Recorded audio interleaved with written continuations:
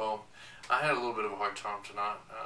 I've had a little bit of a hard time today because I have PTSD, and I'm not used to being around the crowds all the time like this. I'm used to, crowds and then have my downtime. But, today it was just like people. So I was kind of having a hard time. I was having panic attacks. Before I went back to the group, kind of took me a little quiet time and worked on my business plan to be able to present it to somebody so I could kind of knock it out. Well, when I came back to the classroom, there was a couple there that come over and visited with me, and I guess they could tell that I was having a hard time, and they did a really good job of putting me at ease.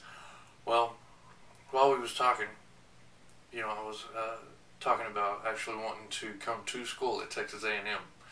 I want to because I've always loved this college, and I'm not just saying that because I'm here for this, but my wife and I, she graduated from Charleston, has an ag degree.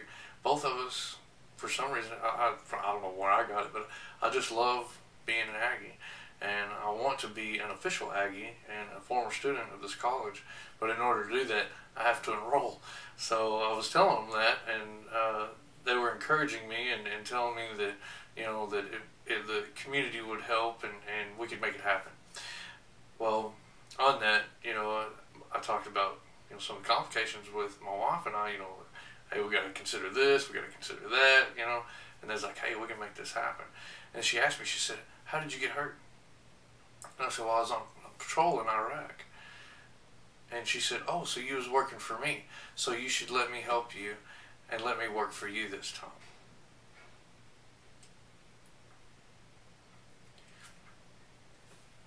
That really made me feel good.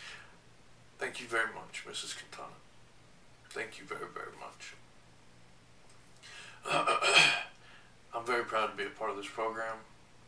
And even though it's long hours and long work, nothing's free in this life. This injury was not the end of my life. It was the beginning of a new chapter of it. So, see you tomorrow night. Good night.